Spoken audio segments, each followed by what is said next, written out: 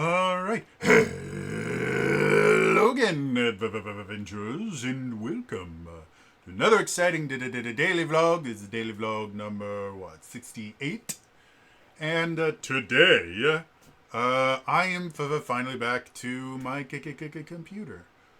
Still not doing great. Have an appointment set up in a couple of weeks because that was the earliest I could get in with my CPAC doc. To hopefully get that fixed. I bought a new headgear thingy that they call it 7 different things, and none of them make sense. But I'm hoping that will help in the short term. And yeah, we'll see how it goes. But hopefully I am on the mend. When I get like actual sick, the thing that I do is I get orange juice and I just drink a lot of it because vitamin C makes you healthy.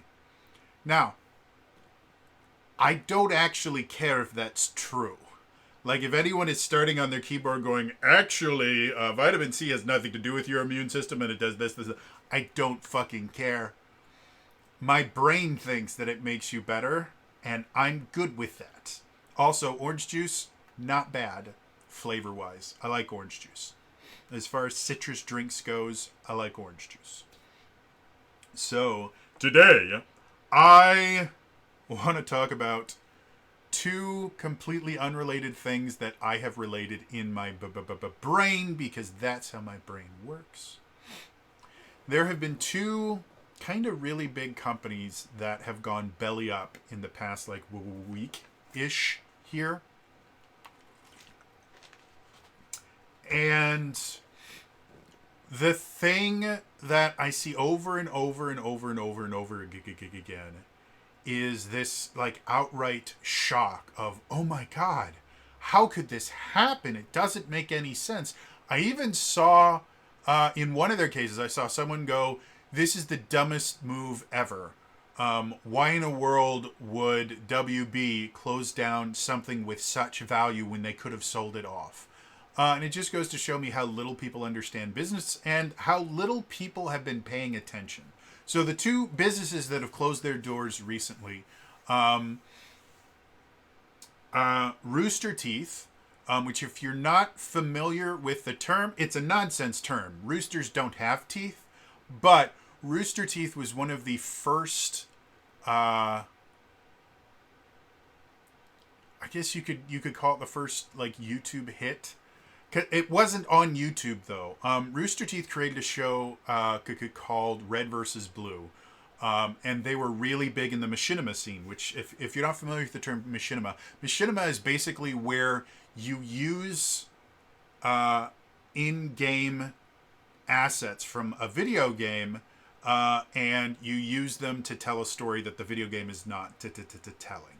The 2 big machinima formats for the longest time were Halo, which is what Red versus Blue was a red Halo guy and a blue Halo guy having conversations.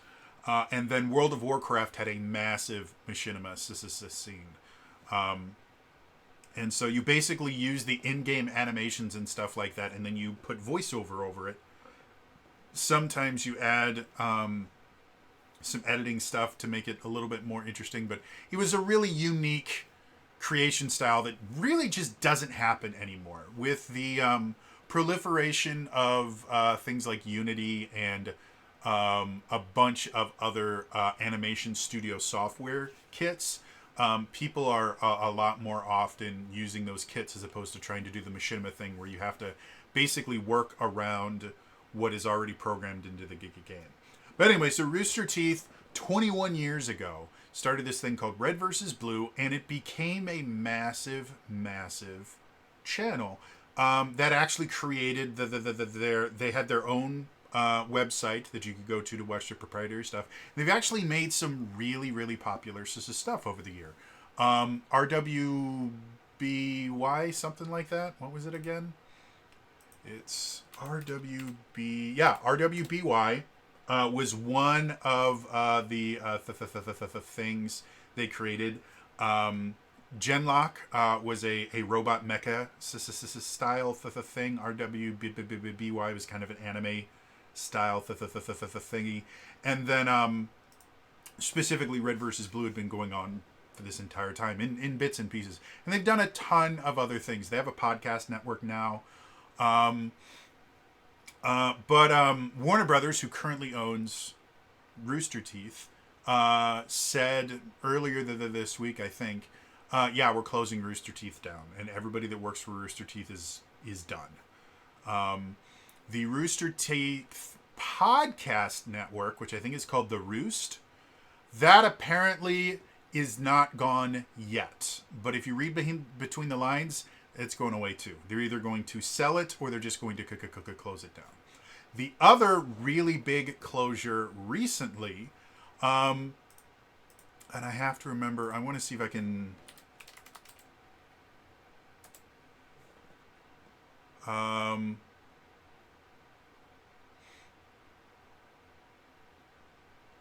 I believe... Well, all right. So the company that created both the Yuzu Switch emulator and the Citra 3DS emulator announced that effective immediately, both Yuzu and Citra were gone. They were going to be memory hold from the internet. They got rid of all the files for them. They were no longer supporting them. They were no longer doing any thing. And this is due to an out-of-court settlement that they reached with Nintendo, which required them to pay something like $2.5 million to Nintendo. We'll talk about that in just a second. But that was another one where people were like, oh my God, I don't understand how this could happen. This was so out of the blue. And no, it wasn't. The reason both of those companies don't exist anymore is because of horrible management. Really good example. Let's start with Rooster Teeth because that's the one that I'm a little bit more familiar with. I didn't know Yuzu was a thing. Like I knew there was a Switch emulator. I didn't know it was called Yuzu. I was not a fan of it because of stuff that had happened, which is what got them shut down, including somebody leaking the entirety of Tears of the Kingdom early and I can't remember which gaming website it was, but a gaming website literally gave people instructions on how to pirate and play, I think it was Tears of the Kingdom, illegally on launch day. It was monumentally stupid. But I'm more familiar with Rooster Teeth because, again, it's been around for 21 years. And Rooster Teeth, there was an article on a website that has since disappeared. I don't know if it was actually deleted or I just can't find it. But somebody that used to work at Rooster Teeth talked with a reporter or something about just how horribly run Rooster Teeth was. And Rooster Teeth has had a bunch of controversies. Rooster Teeth used to do this thing where they were semi-big. I mean, they started being owned. They started belonging to the Machinima multi-channel network, and then when that went to full something, I can't remember what it was called. They were owned by that, and I think they were independent for a little bit, and then they eventually got purchased by WB. But one of the things that Rooster Teeth used to do is they would buy other things, and every single time they bought something, like I think they bought Sugar Pine 7, which was a kind of a mockumentary style YouTube vlog series kind of thing. That was created by one of the former hosts from SourceFed, Steven Septic. And it was relatively successful, but not massively so. Like it wasn't huge, but it was pretty decent. Then Rooster Teeth bought it and it closed. Another thing that they did, the Valley Folk, after they won Bring Me the Funny, I think is what it was. They were on a reality TV series where it was basically a bunch of funny people coming up and trying to show that who was the funniest. And there was a bunch of different categories, like there was sketch comedy and there was stand-up comedy and a bunch of other things like that. Well, the Valley Folk ended up winning the whole thing, and they 100% deserved to win it. And then right after they won, they were purchased by Rooster Teeth. And then they immediately fired one of their founding members. And nobody knows what happens. No one will talk about it, but it was a huge, huge deal because Lee Newton, the woman that was fired, released her own video being really, really sad about it. And then the three remaining members made their own video talking about it, where they were really just kind of, yeah, it happened. There's nothing bad going on. It was the worst video I've ever seen ever about it. Everybody refused to talk about what actually went on. Everybody picked sides, and to this day, nobody knows what happened outside of the them. But the thing that both those things have in common is Rooster Teeth bought them. Then bad shit happened, and every time I think there were a few other times where Rooster Teeth would buy a show or something like that, and then people would get fired or things would get canceled, and what happened every single time was the people that were involved would say, well, legally we're not allowed to talk about this. And that's what happened with Sugar Pine 7, if I remember correctly. I might be mixing up Sugar Pine 7 with another thing. I think it was Sugar Pine 7, though. But anyway, every single time what would happen is Rooster Teeth would buy something, and then it would get shut down or people would get fired, and whenever the fans would start asking, hey, what the hell is going on? The response was always, well, legally we can't talk about it. And that's always what happened, and they never recovered. Every single time, the thing just died. Well, this person who claimed to be an insider claimed that the reason that kept happening was the people running Rooster Teeth were really, really set on making these really, really, like Genlock was the big one for a while. And it had like big name voice actors in it. Let me see if I can, Gen, I think that's what it was called. Genlock, yeah. I want to see if I can get, yeah, Michael B. Jordan, Maisie Williams. Let me see if there's another one. David Tennant was in it. Dakota Fanning was in it. Yeah, a lot of really, really ProZD was in it. So it was basically this really, really big, like SAG-AFTRA level actors were able to be in this. And so it was this really, really big thing that was just so horribly run and so horribly managed and didn't make them any money, that what they would do is they would take other properties and they would siphon all the resources off of them to help make these series work. And it was Genlock, and it might have been RWBY or something else that they were doing, but they would just constantly do that over and over again, according to this article that, again, I cannot find again. So either it was 100% right and somebody buried it so that it never would be shown the light of day again, or it was completely wrong. And it's been buried because nobody wanted to be associated with something that wrong. But it makes sense from a business standpoint that every time Rooster Teeth, because Rooster Teeth went and acquired so many different projects that just instantly died as soon as they touched it. And so that was the only thing that made sense to me, was that they kept pouring all their resources into these things in an attempt to look like a legitimate studio instead of like a little YouTube studio. Because Hollywood does not like YouTube, has never liked YouTube, will never like YouTube. They vehemently despise independent media in general because they have no control over it. And so they will actively blackball anyone on YouTube unless they make the switch to joining the union, paying their dues, drinking the Kool-Aid, worshiping at the feet of SAG-AFTRA and all those things. And that's the only way you are allowed to get big in Hollywood is if you make your blood sacrifice to SAG-AFTRA. I don't have any issues with SAG-AFTRA at all, obviously. And if you didn't quite understand that, let me just say sarcasm! So anyway, so Rooster Teeth had been incredibly poorly managed for at least a decade. The fact that it lasted as long as it did is a miracle. And I think it was mostly because they kept getting bought out by big companies, and they were good about lying about how valuable their company was. At the end, when they shut down, again, there was that one dude on, like, how could WB do such a stupid thing? They could have sold off Rooster Teeth and made a mint. No, they couldn't. The Rooster Teeth brand is worthless. They have no assets. Their intellectual property is mostly dead. Because the quality of everything that they've been making has gone down. Genlock just died outright. Like, the first season was lukewarm received, and I think they attempted to try a second season. Can't remember if they actually did it. Let me look. Yeah, they made 2 seasons. If I remember correctly, the second season sucked even worse because there was a huge, they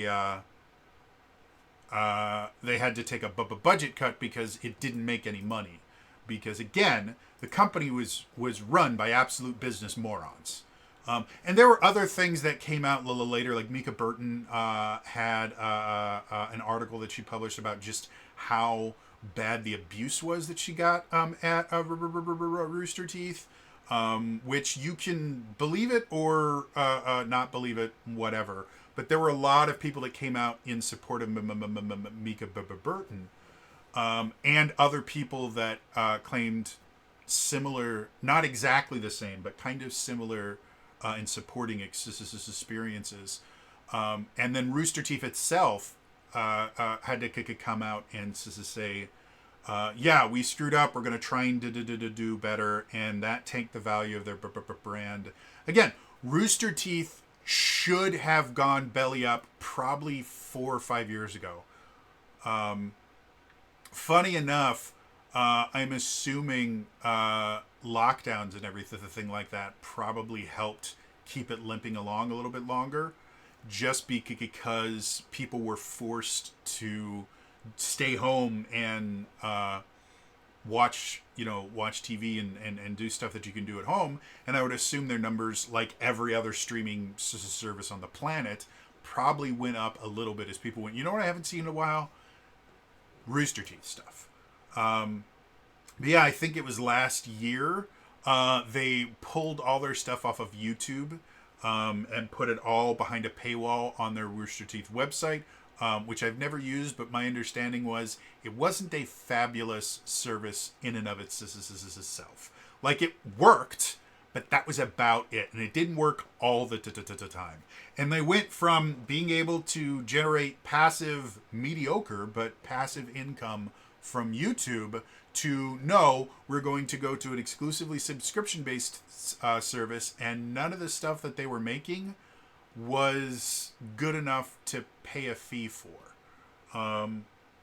So, yes, of course Rooster Teeth doesn't exist anymore. It was run by business idiots that could not figure out how to run a business, and they got so many chances to learn from their mistakes, and they just would double and triple and quadruple down and refused to understand that they were the problem.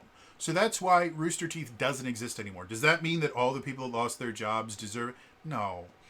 I don't want people to misconstrue this as like, everybody that worked for Rooster Teeth deserved to be fired and they're stupid and I hate it. I don't.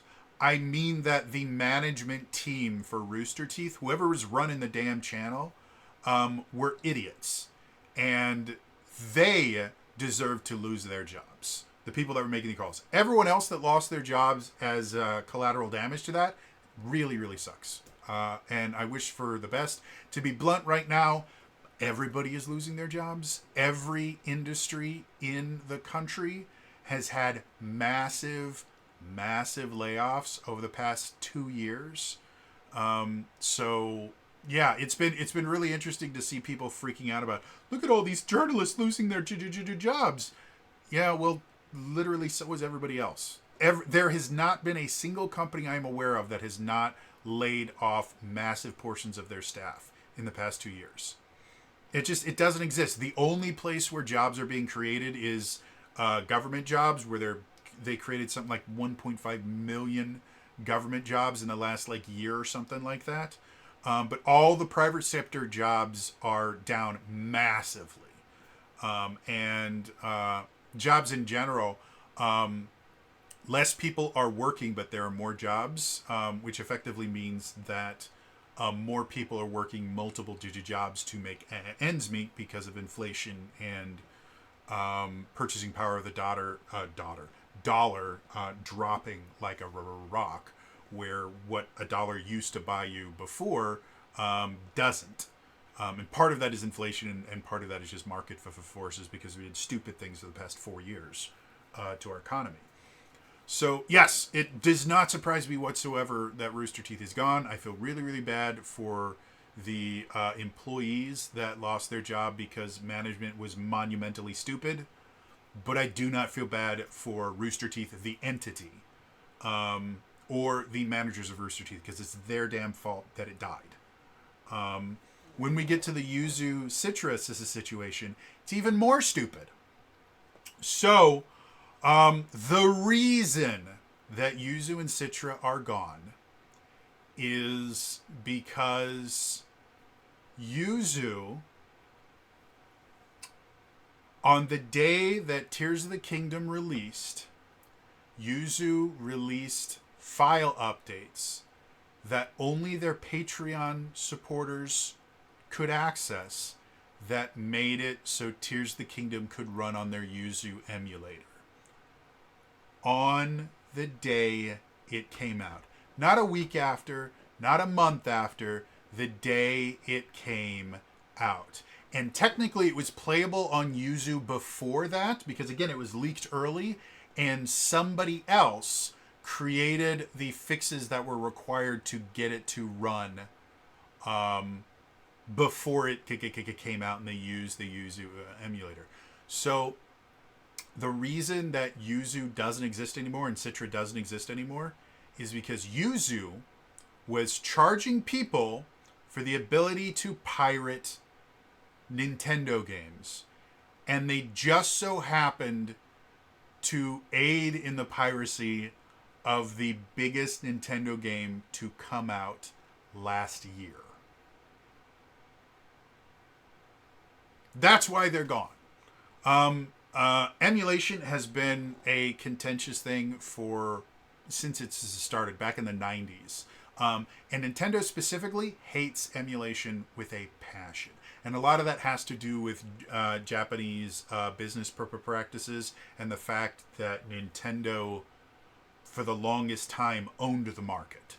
So Nintendo has always had issues with emulators. However, emulators, this is the first time an emulator has ever been taken to court and lost.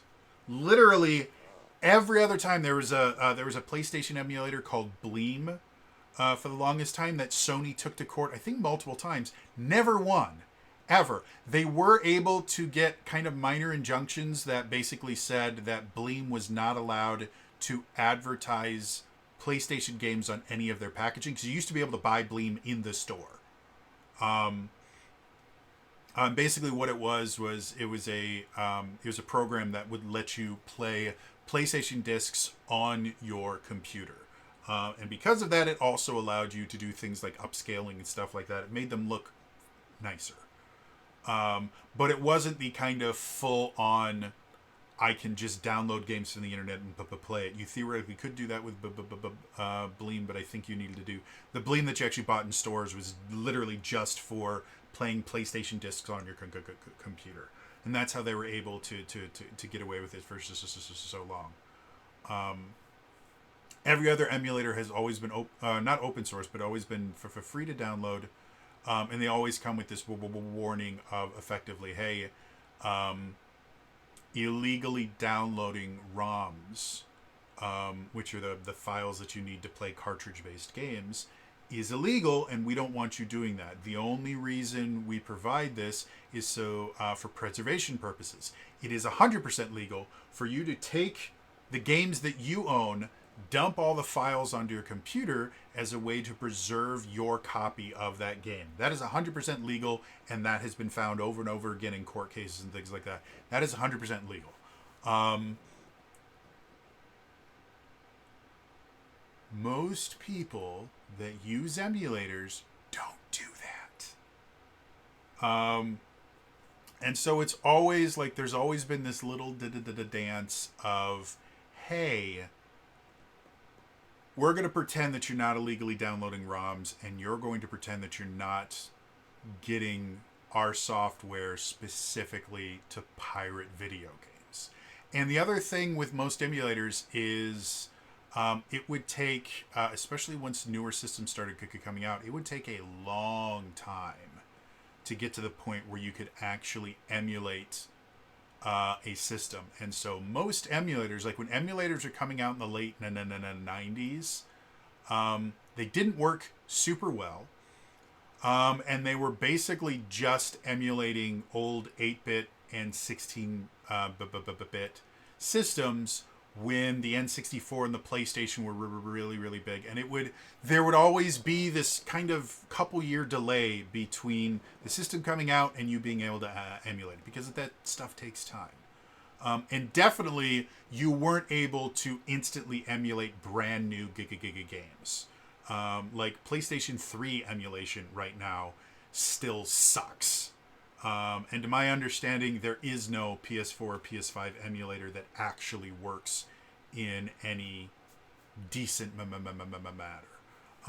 But for the Switch, for whatever reason, these people were able to do it pretty simply. I don't know if it was because of the cartridge-based system or the fact that the Switch is a little bit less powerful than these other systems and have a little bit less what's the word I'm thinking of? Special software that's made just by that company. I can't remember what the word is, but it starts with a P. Anyway, but they were able to not only kind of crack the Switch, but they were able to do, people were able to get copies of a lot of the newest games and have them cracked and available. And cracking basically means making it so that you can get around the security software that prevents you from playing pirated games and stuff like that. So that's what a crack is. And DRM, that's what it's called. It gets you around DRM. And so both the console itself will have DRM built into it, so you can only play Nintendo Switch games on it. And then each game that comes out will have its own kind of DRM that has to be cracked in order for you to be able to use a quote-unquote pirated copy of it. With Yuzu, not only were they emulating new stuff and basically making it really, really easy to pirate. Again, that was not their intention. It was never their intention, but that's what they were doing. Whether or not they intended to do it, they were. And they were making a lot of money off of it because they created a Patreon. And one of the perks of being a patron of theirs was you would get new builds of the Yuzu software early. And so they were effectively making money off of video game piracy. Again, that was not their intention. That's what they've said this over and over and over again. I'm not saying that was what they intended to do, but whether they intended to do it or not, that's what they were doing. Because being a patron was significantly cheaper than buying any of these games. And again, somebody leaked the full game of Tears of the Kingdom before it was released, and people played through the entirety of the game before it was released, and there were spoilers and all this stuff. Working with Zelda Universe, it was a really, really big deal for us, because being the ethical people that we were, we actually had conversations on our Slack where we basically said, we are not going to support, we are not going to mention the leaked copies. We don't care if that means that we are behind other outlets that are putting out information about Tears of the Kingdom. We do not support piracy. We support the Legend of Zelda series, and we support Nintendo. If anyone has a copy of it, do not talk about it here. Do not mention it. We don't want to know about it. And I think it was pretty universal with the people that kind of chimed in. They're like, yeah, I'm not going to do that. It doesn't matter that we've been waiting for like 4 years since it was announced. We're going to wait until it actually comes out. And we all did, and we all had an absolute blast playing it. But literally right after the leak happened and people were playing and recording footage from Tears of the Kingdom using Yuzu, Nintendo said, okay, enough is enough, and they sued Yuzu.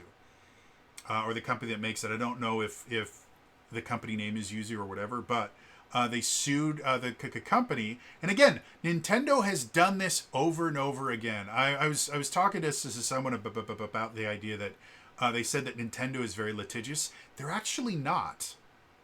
Nintendo generally doesn't sue a lot of people. What they do is they send cease and desist letters, and they're very good at that. But that's not a lawsuit. They generally need to be prepared by a lawyer, but you're not being sued. If you get sent a cease and desist letter, that is a precursor to being sued. And that's what I want to say back in 2018, Nintendo got fed up with all of the different emulation sites that just had basically the entire catalog of like the NES and the Super NES on there, all the way up through like GameCube. They would just have the entire library free to download of all these giga games. And Nintendo got fed up, and they targeted a couple of the biggest ones. One of those was this website called Emu Paradise. Again, they didn't sue them. They sent them cease and desist letters, and no one ever fights Nintendo because they have a lot of money and they have no moral qualms about absolutely shutting down these people that they feel have insulted them by stealing their shit. So that, for the longest time, Emu Paradise stopped carrying ROMs. They only carried emulators and stuff like that because, again, it has gone to court with emulators. I think Bleem was one of the ones that it actually went to court with. And it's another reason why Nintendo doesn't generally tend to sue too many people. They send a lot of cease and desist letters because once it goes to court, any court ruling does this thing called setting precedent, which means that going forward, whatever was decided by that judge is effectively the law now. It's called common law. And so what that means is anytime Nintendo goes to actual court, there is a chance, for whatever reason, if the court sides against Nintendo, they have just made a new law that makes their job significantly harder. So in general, Nintendo and most companies don't want to go to court. That's why copyright claims and stuff like that very rarely, if ever, go to court. Because the companies that own all the music copyrights, like Warner Music and stuff like that, they don't want precedent being set. Right now, the Digital Millennium Copyright Act is so vague and so easy to misinterpret that it gives them a lot of power and authority to do a lot of really heinous things to people. If a bunch of copyright lawsuits were actually able to make it to court and judges were to start finding against these big media corporations, or even if they were found for the media corporations, that actually defines the law and that actually narrows what they can and can't do for it. So it's in everyone's best interest on that side, on the corporate side, to never go to court, to never actually sue someone. What the goal is always going to be is send cease and desist, and if they don't deal with that, then they go to lawsuits and try to get people to settle out of court, because out-of-court settlements don't create precedent. And you can actually seal a settlement to where nobody involved in it is allowed to say what the settlement was, and therefore they can make a lot of concessions to the other party to keep it from going to court without anyone having to know that those concessions were made. And so, as far as Nintendo being extremely litigious, they're actually not. They're just very good at sending cease and desist letters. And that's what happened to Emu Paradise. That's what happened to another Metroid 2 remake, is they just got a cease and desist letter and immediately stopped. That's not what happened with Yuzu. They actually tried to fight it. and they lost. They didn't actually go to court. It was still a settlement, but it was a settlement that included them paying $2.5 million to Nintendo. So they lost. They were probably looking at significantly more penalties if they actually made it to court, because breaking copyright laws is remarkably expensive. And if they can find in court, if they can find that you did it intentionally, the penalties become millions of dollars, tens of millions, hundreds of millions of dollars. Especially when you're dealing with something with a market as large as the video game market, which is a multi-billion-dollar industry. And Nintendo, in and of themselves, I want to see. Let's go. Nintendo net worth. What are they? $65.34 billion is the Nintendo market cap right now. So, if they could prove damages, which would have been unbelievably simple. Tears of the Kingdom was a massively popular game, and it was really, really easy to see how many people pirated it as well. There was a bunch of different ways to figure out how it happened. They could have, they quite easily could have gotten hundreds of millions in penalties. So paying a small $2.5 million settlement, which I realize $2.5 million doesn't sound small, compared to what they could have gotten, it's infinitesimally small. But again, the reason that they got in trouble was twofold. One, they were charging people, and that creates issues. If the Yuzu emulator was not tied to their Patreon at all, the Patreon was completely separate. It's like, here, help us fund this, but all of the releases were made on their own, they probably would have had a much, much stronger case and might have been able to get Nintendo to settle without a penalty. They might even have been able to have continued creating the products that they did. But no, because not only did they charge for it, but to get the most recent version, you had to pay for it. So they paywalled the newest version, which is the version that was used by pirates to play day one. That created a massive incentive for them to allow piracy. And I will guarantee that was probably one of the things that was coming up, that the lawyers for Yuzu were going, no, we're kind of fucked on this. And then the second thing that got them into trouble was, again, they were making it so you could play new games day one.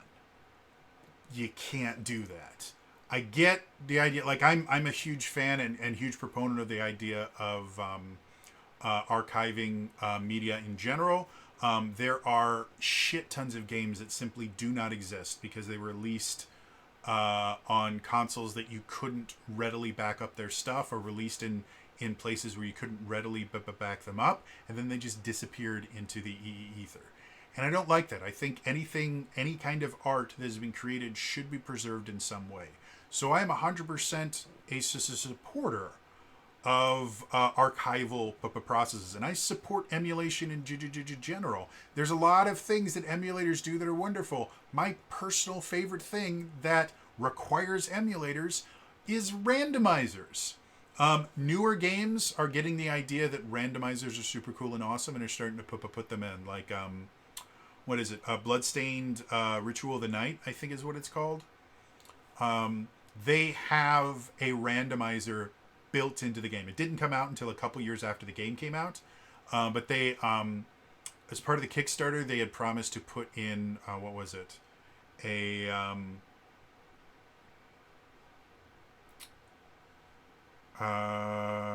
The kind of game where you just die and keep getting marginally better over and over again. What's it? I can't remember what it's called. Roguelike. There we go. They promised to put in roguelike because roguelikes were really, really popular when the Kickstarter happened. And by the time it came out, they realized that roguelike wouldn't really work for it. But for Metroidvanias in general, one of the most popular things in the world for things called ROM hacks is randomizers. And I have played randomizers on stream. I played a randomizer on stream for one of the ZU who's he? What's it's? One of the ZU charity of events. I played A Link to the Past inverted randomizer, and I will regularly play the A Link to the Past randomizer because I love it. So again, ROM hacks and the things like that, I love. They're effectively mods for console games.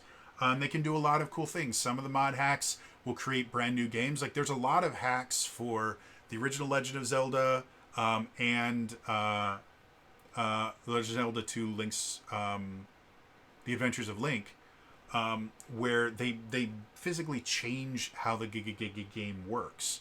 And randomizers are really, really big things. Like, I think every Metroid has a randomizer mode. Even Metroid Dread has a randomizer that ran on Yuzu. I have no idea what's going to happen to it now, but I've watched a buddy of mine play the Metroid Dread randomizer, and it's really, really cool. Metroid Dread is probably the best Metroid game that's ever been made, and the randomizer is really cool. So again, it's not that I'm against emulation or anything like that. I strongly support emulation, especially for systems that you can't get the games for anymore, or because of the just ludicrous secondhand market for old video games, it costs you thousands of dollars to get a single game. I don't support any of that. If you're a collector and you enjoy the collector's market, all the power to you. I think it's the dumbest thing in the world. Not that they don't have value, but there's been quite a few people that have been able to show that there's massive market manipulation that goes on there to artificially inflate the prices of a lot of different things. And the grading system is flawed and things like that. Like, there's a lot of shady shit that goes on there.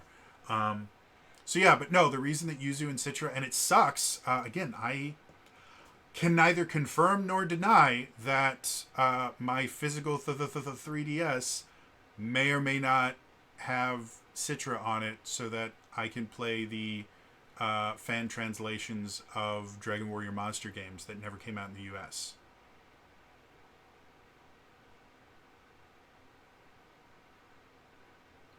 So I'm upset that me personally, I don't care quite as much about Yuzu because I have a Switch, and if I want to play Switch games, I buy them. Like, that's how I play Switch games. And other than like I said, other than the Dread randomizer, I think would be pretty cool. But I think you don't technically need Yuzu. You just need basically a cracked Switch to be able to do it. And Yuzu is not the only game in town that was cracking Switches. So that might still be a thing. But other than that, I don't actually care about a Nintendo Switch emulator until the Nintendo Switch doesn't exist anymore. Like, the only things that I ever emulate are games that I can't buy, because I always want to support the people that make Giga games. Like, I have Legend of Mana on my computer, despite the fact I think I still have my Legend of Mana disc for my original PlayStation somewhere in a box. I love Legend of Mana. I love Legend of Dragoon. And I own that on my PS5. And I bought it when it came out on PS3. I have no problem, as long as I have the money, I have no problem buying old games to show the manufacturers that I'm still interested in them and I still want to be able to play them. Like I said, the only things that I feel should be emulated are systems that don't work anymore, that you can't get them. Is the reason why Citra started becoming interesting to me, because the 3DS not only is no longer manufactured, but you also can't use the 3DS store anymore. So if I wanted to buy download-only Giga games for my 3DS, I can't anymore. And I preferred to download games onto my 3DS as opposed to buying cards for it. Because it was just easier for me, and there was less things for me to lose. So yeah, I think once a console is out of its lifespan, go for it with emulation. If you can't legally buy the games from the manufacturer, or buy the games in some way that it actually makes the manufacturer money, I don't really have an issue with emulators and ROMs and ISOs and the things like that. What I do have an issue with is being able to immediately pirate a copy of a brand new game. That is not okay. And again, the defense for Yuzu was the idea that, well, that was not our intention. Our intention was just to allow people to be able to play the games that they want, because maybe they don't want to play their Switch games on their Switch for whatever reason. Maybe they're like me and they like to blow things up onto a large screen because they have bad eyesight, or the controllers that are made for it just don't quite work for them, or they want to upscale the graphics or things like that, or simply just run it on a more powerful processor, because the processor for the Nintendo Switch is not great. It's one of the reasons why Pokemon Scarlet and Violet had such horrible issues when they launched, is because the Switch is just not an incredibly powerful machine. Now, that wasn't the only problem. Game Freak did a horrible job optimizing the Giga game and just really just shat a brick on this particular Giga game. And they were able to fix most of the issues through updates and things like that. So it wasn't solely the problem of the Switch's underpowered hardware. But there are some people that just prefer to play it on a computer because they can have, a 16-core processor and 64 gigs of RAM and, a 12 gigabyte dedicated video card, making it run the best way possible. And so that's what Yuzu claimed was what they were doing. It's like, we're not doing this for piracy. However, you released an update that made a brand new game playable on day one. And the only people that could play it had to pay you for the privilege to play the game. So bare minimum, they were making money off of people that were buying the cartridges legally and then wanting to play them on their computer. So bare minimum, they were taking advantage of that group of people. What was actually happening, whether it was their intention or not, most of the people paying for it were pirating the game. Or I guess I can't really say that. So I don't know how many people were, but a large portion of the people that were paying them were pirating the game. Like, it's just how it works. And because they were making it so that you could instantly play it, they were just making it really, really easy for people to pirate games. And that's not okay in any way, shape, or form. And it was a stupid idea. Everyone in the emulation scene knows that they live in a very, very gray area. And if they do things that get the attention of the big companies, they disappear. That was the thing with AM2R. For anyone that doesn't know, AM2R was another Metroid 2 remake. And before it got cease and desisted into oblivion, it was really good. Metroid 2 was the sequel to the original Metroid. The original Metroid came out on the NES, the Nintendo Entertainment System, otherwise known as the Famicom in Japan. And it was a really groundbreaking game for a number of reasons. It effectively created the quote-unquote Metroidvania archetype. It gets half of its name from Metroid and the other half from Castlevania. And it's a fantastic little game, but it's an NES game. It's remarkably difficult. Graphics aren't great. The music isn't phenomenal, but it's good music for an NES game. The sequel to it came out on the Game Boy. It's called Metroid 2: Return of Samus. And it's a decent game. You can play it on the Nintendo Switch Online. You can, just the basic online gets you access to Game Boy games, if I remember correctly. Either that or the expansion pack. But anyway, it exists on Nintendo Switch Online. I have played it on Nintendo Switch Online. It's a game. It's not a great game. The sound effects are horrid. They're really, really bad. Because it was made for a Game Boy, the sprites are very, very large and the screen is very, very small. And so it's difficult to fight a lot of the Metroids. And over the years, people have been trying to find ways to recreate Metroid 2 because the story and the gameplay itself, if it wasn't limited by the Game Boy, would have been really, really awesome. And so for years, people kept trying to remake Metroid 2 so it would actually be fun to play. And one of those things was this thing called Another Metroid 2 Remake, AM2R. And I can neither confirm nor deny that I currently have it on my computer and have played through the entire thing. It is a phenomenal game. Supposedly, I have heard. It's a great game. It takes the movement and rules from the GBA Metroid games, Fusion and Zero Mission, which is some of the best movement that they've ever had in the game. Significantly better than Super Metroid. I've never understand why everybody loves Super Metroid so much. Great game, don't get me wrong. Compared to Fusion or Zero Mission, it feels like you're playing with a banana for a controller. Like everything is floaty and nothing quite works the way it's supposed to. It was a huge step forward, but the newer stuff is so much better. And so they take the best parts of movement and stuff in Fusion and Zero Mission. They take the art style from those games and they recreate Metroid 2, but it's just better in every way, shape, or form than the original Metroid 2 on the Game Boy.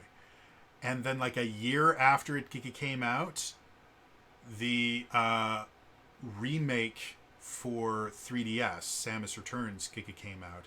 And Samus Returns on the 3DS is phenomenal. Until Metroid Dread, it was the best Metroid game. It is so freaking good.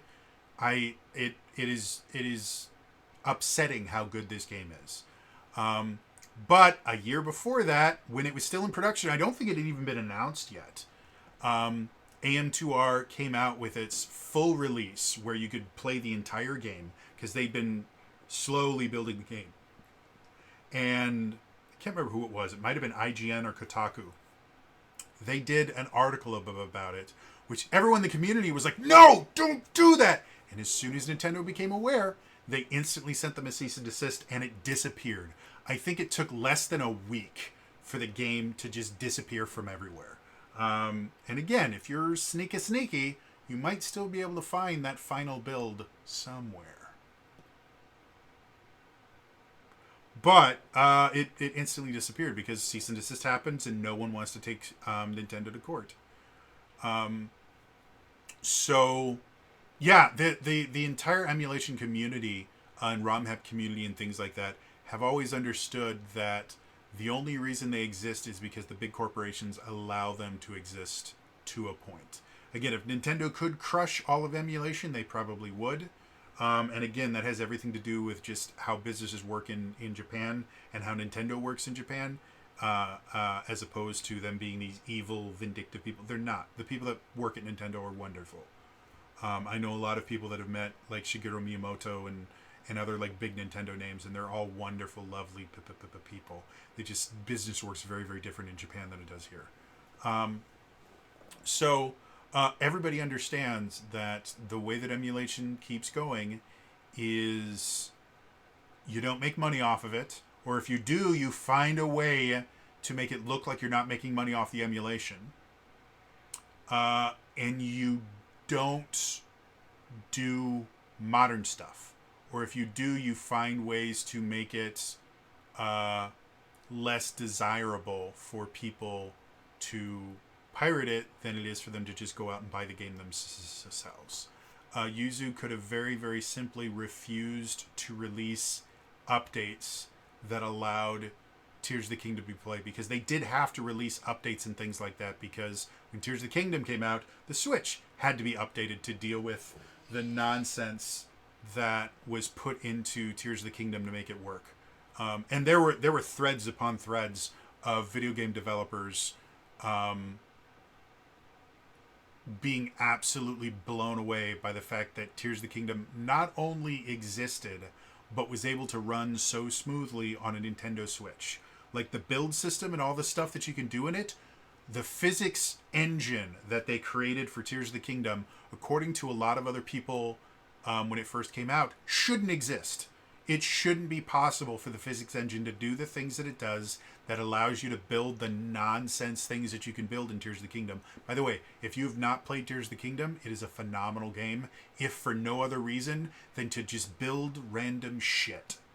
The just sheer amount of nonsense you can build with their we call it silly putty, but one of the things just lets you attach things to other things. One of the powers of your arm lets you just attach things to other things, and it's nonsense the amount of really cool. I've seen people make Gundams. I've seen people make flying death platforms. It's insane the cool things. The thing that I use the most is I used to make a hover bike to get around really fast in the underground. And it is the simplest thing in the world. You get a steering stick, you get two fans, and that's all you need to make one of the greatest vehicles ever. And there's a modified version of it called the Death Glider or the Goblin Glider, because instead of making it like a bike where the wheels are just fans, they would do it so that you'd be here and then you'd have the two fans here, very similar to kind of like the Green Goblin Glider thing. But yeah, those were really, really cool things that were incredibly simple. So where was I going with this? Oh yeah, so but back to the whole emulation thing. They very easily could have just sat on the updates that were necessary for Tears of the Kingdom to work on Yuzu for a month, for 2 months, for 6 months, whatever. They could have chosen any time to do it. Does that mean that no one would be pirating? Absolutely not. Like I said before, and this was actually, apparently it was incorrectly attributed to them, that there was an update that came out before Tears of the Kingdom launched, because again, people were playing Tears of the Kingdom on the Yuzu emulator before it launched. And so there was an update that put all the drivers and everything in there that allowed you to play it. And people were incorrectly claiming, apparently, this is mostly hearsay, but from what I've been able to research, people were incorrectly claiming that Yuzu released that update early so that you theoretically could play it before the game actually came out. And apparently that wasn't true. Again, the day it came out, Yuzu put out the update only to their patrons, only to the people paying them, that allowed you to play Tears of the Kingdom day one on their emulator. But before that, other people had created the files necessary, and you basically had to just patch it using a separate patcher to do it. And the fact that they were able to release it the day that it came out means that they had the files before then. And it probably means that they used one of those elite copies to create it, because they wouldn't have been able to release it day one without having the files beforehand. So that in and of itself shows that they got a leaked copy, which probably was another reason why they chose to settle instead of going to court, because they would have been crucified in court. So yeah, I think it really, really sucks that Yuzu doesn't exist anymore, and that Citra, which I don't know if it was the only 3DS emulator, but is definitely not only the most popular, but the one that worked the best, because emulating the 3DS is super, super hard.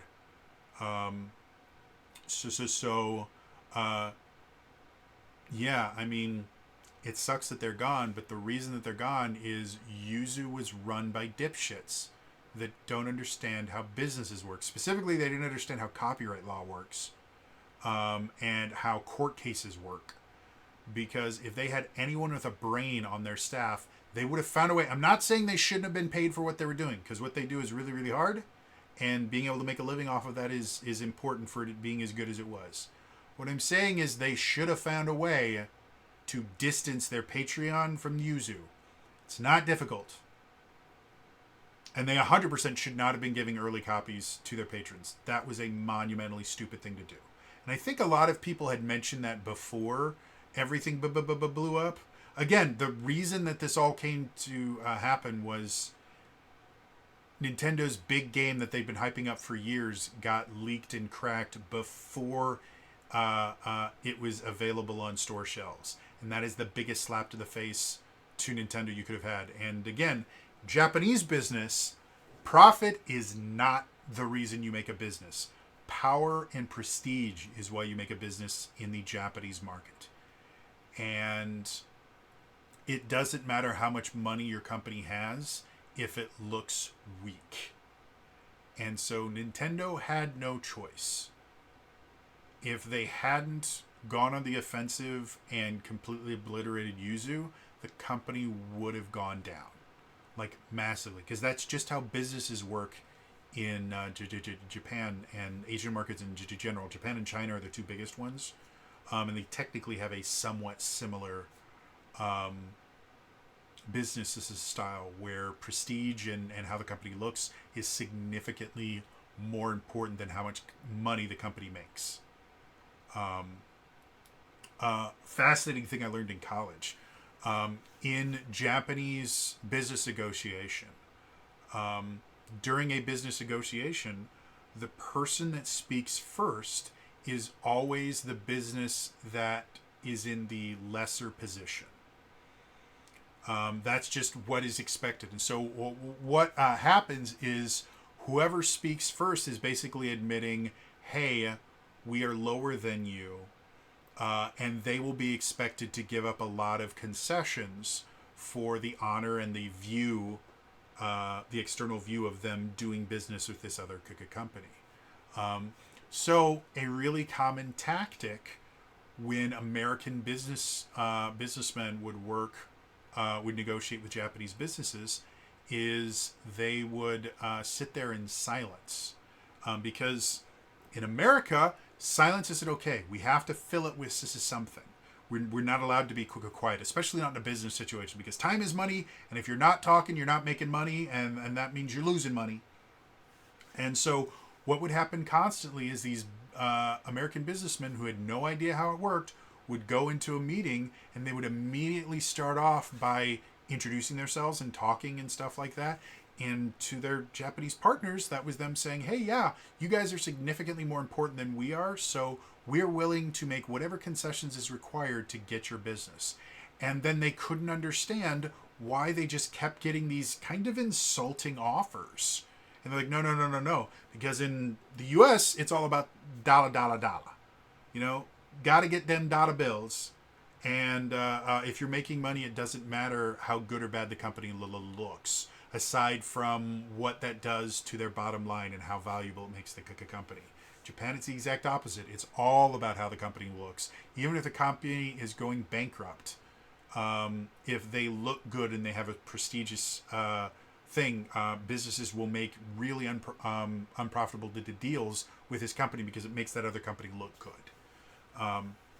So yeah, a negotiating tactic that I was taught in business school is if you are dealing with a Japanese business, don't talk. Just sit there in silence and let them make the first move. One of the case studies that we looked at in my textbook was these people went in and for 3 days, 8 hours a day, neither of them talked. The American businessman and the Japanese businessman just stared at each other for 8 hours a day for 3 days. Neither one of them budging. And eventually on the third day, the Japanese businessman, impressed with the American businessman, made the first comment, and then the negotiation could start. It's fascinating stuff. So yeah, what Yuzu did was they slapped Nintendo in the face and then pulled their pants down and mooned them. In Japanese business terms, like that's what they were doing was literally just sitting there and mocking Nintendo outright, blatantly. It was like standing on their front lawn streaking with the words "Nintendo suck my dick" painted across their body. That's what Yuzu did, and because of that, they don't exist anymore. Again, everybody else in the emulation market understood this. Yuzu didn't. And now they don't exist. Does it suck that Citra got killed off? Because again, 3DS is a dead system now. You cannot buy the games for it from the store. They're not manufacturing the Giga games for it anymore. They haven't been manufacturing the system in years. So it is a dead system now. And I 100% support emulation of dead systems. So yeah, it sucks that happens. However, the files are out there. Somebody's going to come up with a replacement for both of those. And they're probably going to be smarter than Yuzu and not going to have to pay Nintendo $2.5 million for being dipshits. So that's all I wanted to talk about today. I wanted to make videos about these two things when they happened, and I was just massively sick the entire time. And I think at least one of those things happened when I had another thing that I wanted to talk about. So I figured I'd just put them both in this same thing. Rooster Teeth doesn't exist anymore because they were run by dipshits. Yuzu doesn't exist anymore because they were run by dipshits. And this goes back to the idea that people think managers and management in general is this incredibly easy, simple job that anyone can do. It isn't. I have a degree in business management. And surprisingly enough, 90% of the shit that I learned in my degree is next to useless in the real world. Most of my business management experience comes from being a business manager. And it is an incredibly difficult job. And a good manager is worth their weight in gold because they will make you shit tons of money. They will get you loyal employees. They will get you loyal customers, and they will ensure that the business thrives. A bad manager will close businesses. Or in the case of Yuzu, will pay Nintendo $2.5 million for the privilege of saying, go fuck yourself. That's what it is. Learn how businesses work. This is a recurring theme on this channel.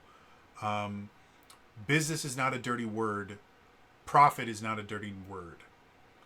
Understand how businesses work. If you want to be a creative, that's absolutely wonderful. If you want to create things without someone telling you what to do, you need to also learn how to run a business.